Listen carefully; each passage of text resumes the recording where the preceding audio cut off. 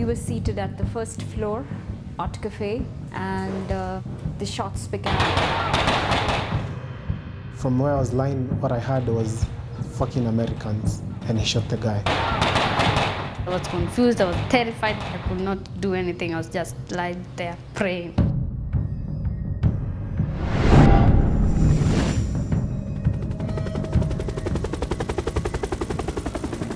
On September 21st, 2013, a group of masked gunmen opened fire on the upscale Westgate shopping mall in central Nairobi.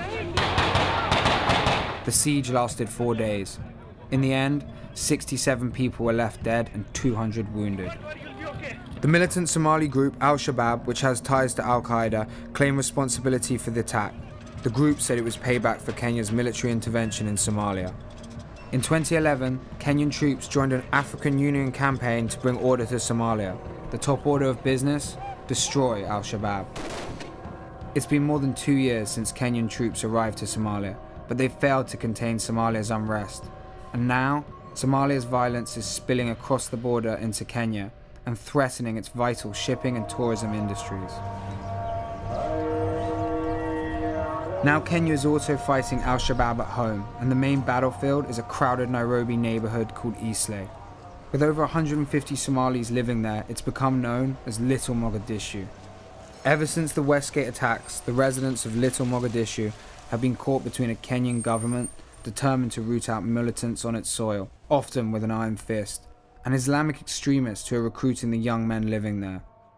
The police and the government need somebody to blame, and we're talking over a decade or more that this community has built up, and for a large part has never been anything other than a valuable contributor to Nairobi's economy. You know, there's a great deal of businesses that go on there, and there hasn't been excessive tension between Somalis from Somalia living in Eastleigh, local Kenyan Somalis, and the wider Kenyan population.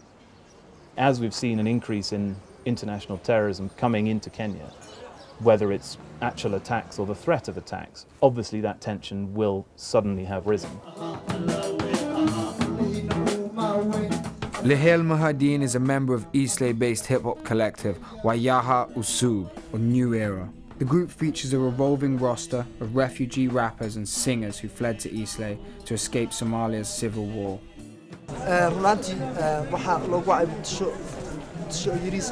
waxa weeye dhibka ku badan iyo maartay waxyaabaha ka jira xaafadda Islii al-shabaab al-qaacida weeya ayadaha beniyaan ibtilana raba abigana ma ogolo inuu jiro abi ubadkeena dufsadaan ilaa ayamaale. When Wayaha Usub was founded in 2004, its songs focused mostly on love, friendship and life in exile. But the rise of Al-Shabaab has inspired more serious songs. Today, the group is using its music to fight back against extremists and give a voice to the young generation of Somalis in Kenya.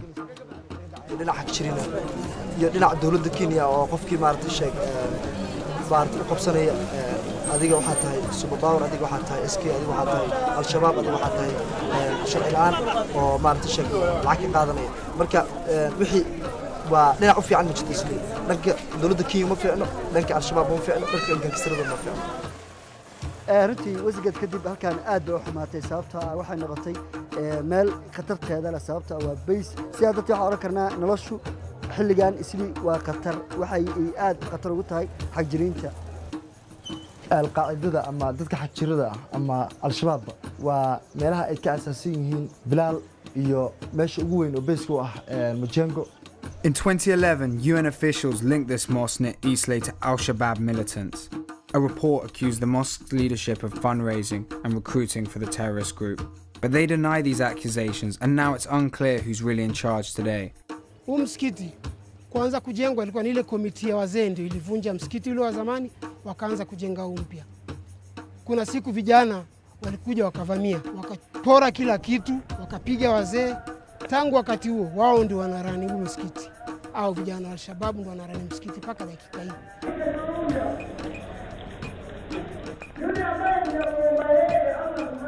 Kwa sababu wanadanganya watoto wadogo, wanachukua watoto wadogo. Sasa wanawadanganya, wanakwenda kama wanapigania imani ya dini. Runtii iskoolka waxa ka dhaco in maartay sheeg ciyaalka la daawad siiyo dagaaladii Chechnya ee Philippines oo maaragtay loogu sheegay inay tahay jihaad qofkii ka qayb qaatay jihaadkaas oo kale ku dhintana inuu 40 qof oo familkiisa ka mid ah jannada galayaan sababta marka waxaan arkaysay shabaabkan arkaysay ama maaragtay sheeg ay ka duulaan marka inta dugsiga furan yahay waxaad moodaa in ay ahayn dad maaragtay waana maaragtay mid khatarteeda la oo dadka ku sababtay habeenadan Eastleigh inay waxsi ku saxdaan adkana. It's a hard thing to pin down as to how much of that area truly is under the control of Shabaab or people sympathizing with Shabaab, important distinction, or those under the direction of Shabaab. If you were to listen to the Kenyan police and authorities, the place is rife with jihadis and guys who have guns and weapons and very much ready to use them. It's obviously a very difficult thing by definition to identify somebody who is a perfectly innocent Kenyan Somali running a business in Eastleigh and somebody who's recently arrived on a bus from Mogadishu or from Kismayo with a plan to chuck a grenade at a church on a Sunday in Nairobi. Kenya has suffered several terrorist attacks since the Westgate massacre, including a series of explosions outside an Eastleigh restaurant on March 31st that killed 6. Kenya's government has responded with a crackdown on the Somali residents of Eastleigh. After the March 31st attack, police rounded up hundreds of Somalis, including women and children, and detained them in Nairobi's Kasarani Stadium. Indiscriminate roundups like this have become regular since the Westgate attack. Ile jambo la polisi nashika kila mtu hata kitambulisho haulizi, anakuta tu Msomali anawekwa kwa gari. تنو ودرب بوايبنيو أول أنا كويا برينا سنة يعني وحنا وقصي درسنتي دب كان كسوق أحلي طاحت نال كان وجود بيجي نهبين كنا لقب صدا العادة ودين الويديو الشباب أتينا الله giza ikiingia mwendo wa saa moja hivyo ikishafika washakuja mfukuzana na watu wanashika mamaskini watu wengine hata hawana kitu yoyote wanaopeleka ile kitu inakusaidia labda uwe na pesa itakusaidia kama una pesa haiwezi kukusaidia unaenda ndani. No country can stop every terrorist attack, but we can be better prepared and be more effective in dealing with it than we are doing at the moment. One of the things I've had said by Kenyan leadership is that the problem is Somali refugees in Kenya. Ethiopia has a lot of Somali refugees. Why don't we have terrorist attacks there? They are our guests as refugees, and the protection and their daily well-being is the responsibility of us, the hosts. So I think it is a tragedy that in fact we are blaming the victims themselves. What we as the refugee agency do not want to see is refugees being made a scapegoat. We have the reports. We know that they have been the victims of extortion. They have been rounded up on the basis of prejudice. We know there are human rights abuses going on. These are well documented. We also know that after the Westgate attack, many of them have been afraid to go out of their home. Kenya is known as a corrupt country. It's one of the most corrupt countries on earth. That comes from the government. It's most famously entrenched in the police force. I think it's probably very easy for heavy-booted, pretty well-armed Kenyan police to conduct these kind of raids pretty indiscriminately. So if I were one of those Somali chaps who came over in 1998, 2000, 2001 and set up a meat stall or a bookshop, I'd be pretty worried that the police aren't going to distinguish between me and that kid who's down in the mosque listening to radical preaching every Friday and being prepared to act on it. Eastleigh residents who dare to speak out against Al-Shabaab are now targets not only for their extremist neighbours, but the police as well. Members of the musical group Wayaha Usub regularly receive threats.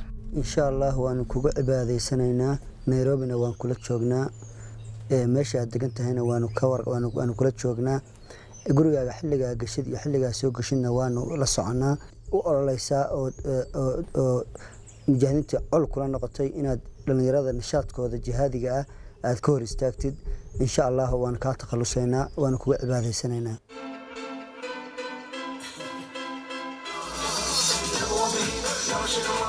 waana sameynaa muusikada xataa yaa badan ugu dhacayaan runtii waankana waxaa weeye inaanu shaqadanada marna inaan ka caajisan dhib walbana waa haleelaynaa laakiin kuwa dhibaatay gabadha wejiga ka jeexay runtii waxay ahaayeen kuwa aniga xabadaha igu dhuftay ama kuwa Soomaali maanta laynaya ama qarxinaya runtii waana ka guulaysanayna mana istaajinayno waxaanu jecelnahay inaanu ku raaxaysano dhaqankanaga diintanaga fankanaga si nabad ah qatarta maaha midaan raasanay waxaan rabnaa inaan nolol caadi helno